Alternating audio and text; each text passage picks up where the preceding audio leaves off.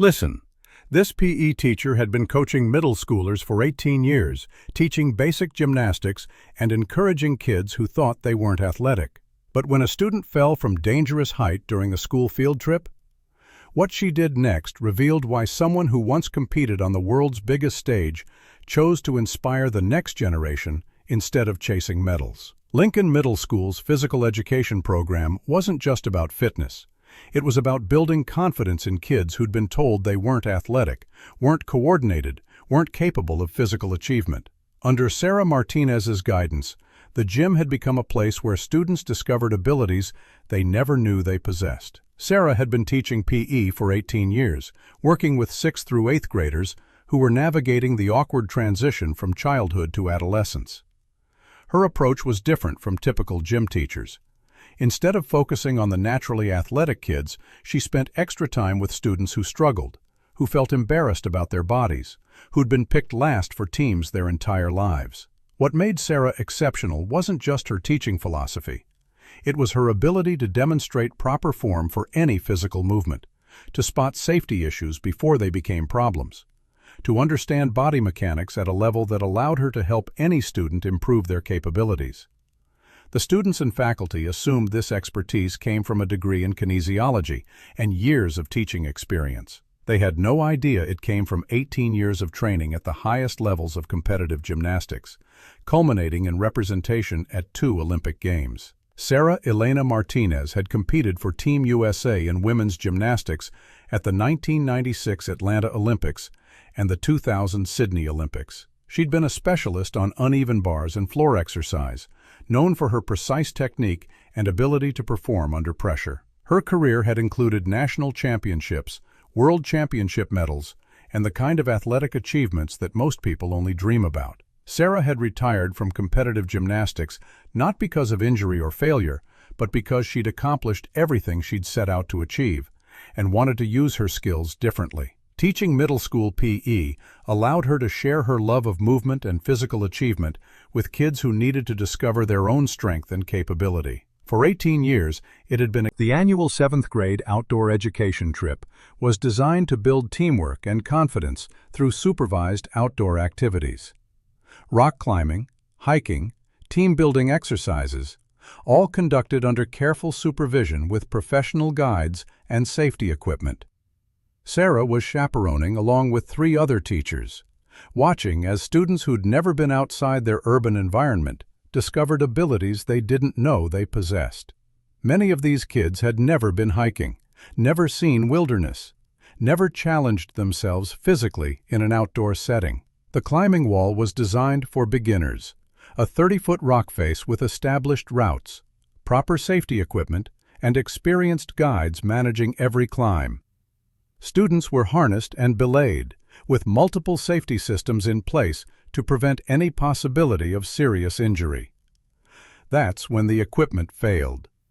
7th grader Marcus Johnson, 13 years old and participating in his first ever rock climbing experience, was 20 feet up the cliff face when his primary anchor point failed. The secondary safety system, which should have caught him immediately, malfunctioned due to a manufacturing defect that had gone undetected during routine safety checks. Marcus fell 20 feet. His safety rope caught him for approximately 2 seconds, then snapped due to stress damage from the initial anchor failure. He tumbled another 15 feet down the rock face, his body striking rock outcroppings that slowed his fall but caused severe trauma. By the time Marcus came to rest on a narrow ledge 40 feet above the riverbed, he was unconscious, bleeding from head injuries, and positioned in a location that rescue professionals estimated would take 90 minutes to reach using conventional climbing techniques. Marcus had maybe 20 minutes before blood loss and head trauma would make survival unlikely. Sarah assessed the situation using skills learned from 18 years of competitive gymnastics, where split-second decisions and precise body control meant the difference between gold medals and career-ending injuries. The rescue scenario. Marcus was unconscious on a ledge that was accessible only through an extremely difficult climbing route. The rock face was smooth granite with minimal handholds, requiring advanced technical climbing skills that none of— "Ma'am, this isn't a beginner climb. We need specialized rescue personnel with technical climbing experience." Sarah was already putting on climbing gear, checking harnesses and hardware with the practiced efficiency of someone who understood that equipment failure meant death. "I have the experience.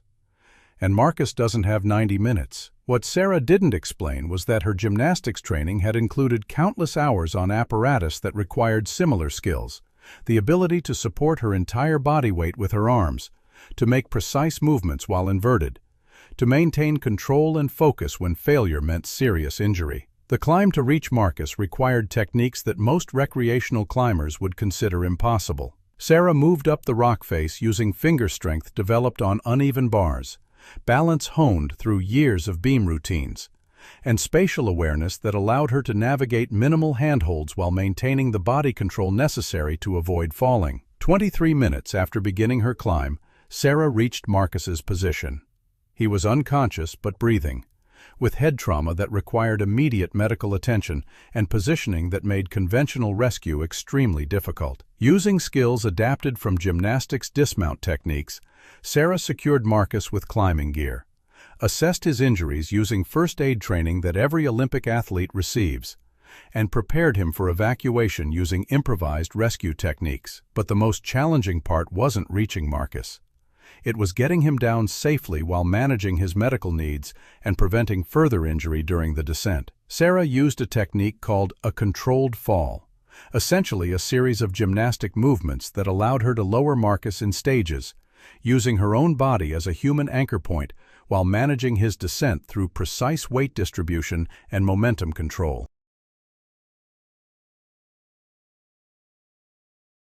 The entire sequence required physical abilities that most people never develop: the upper body strength to control both her own body weight and Marcus's while suspended from minimal anchor points, the spatial awareness to navigate complex three-dimensional movements while managing medical trauma, and the mental focus to perform complex technical sequences under life-or-death pressure. 47 minutes after Marcus's fall, Sarah delivered him to the medical team waiting at the base of the cliff. He survived with a concussion, 3 broken ribs, and a compound fracture of his left arm, but no permanent disability and no life-threatening injuries. The rescue made local news. Teacher saves student in dramatic cliff rescue, but the coverage focused on Sarah's heroism rather than her technical climbing abilities.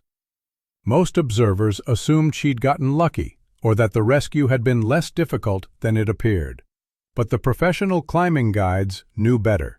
What Sarah had accomplished required world-class athletic ability and years of training in body control and spatial awareness.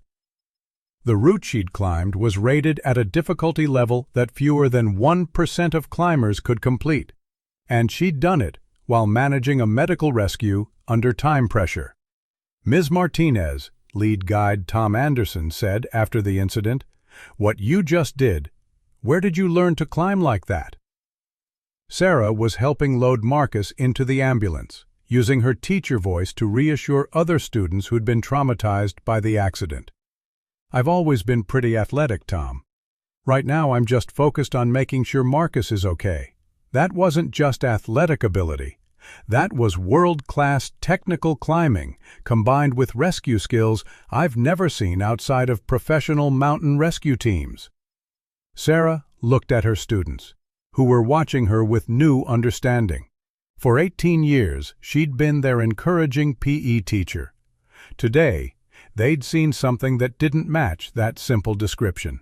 "Sometimes when people need help, you use whatever skills you have," Sarah said quietly.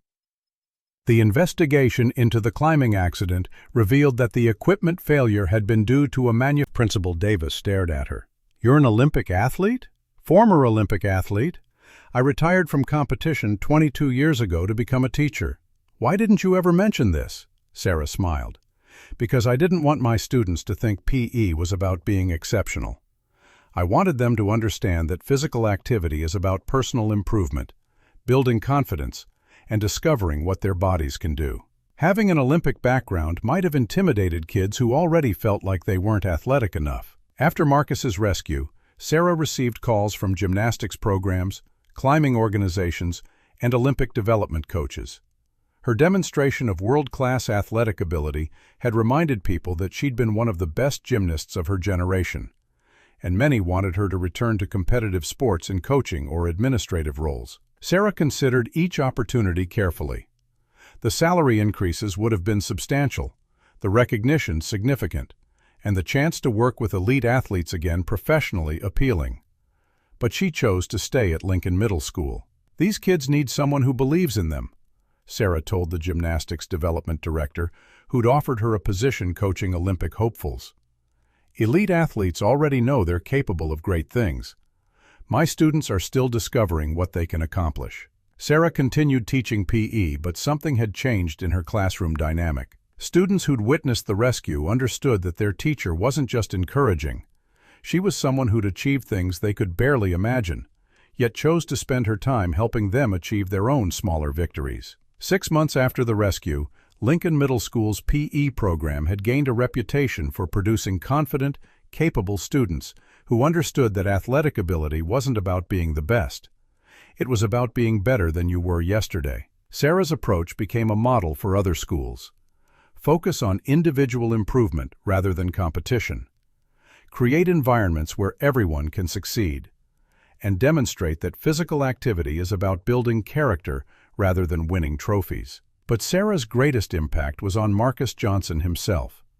His recovery had been complete, and his experience had transformed him from a kid who avoided physical challenges into someone who understood that courage meant trying things that scared you. "Ms. Martinez," Marcus said during his first PE class after returning to school, "I drop a comment about the educators who inspired you, not just through what they taught, but through who they were as people. The teachers whose backgrounds you discovered later, who turned out to have amazing stories of their own.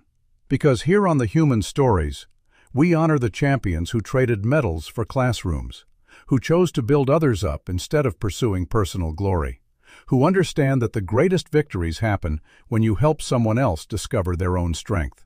Thanks for watching, guys. If this story inspired you, share it with a teacher who deserves recognition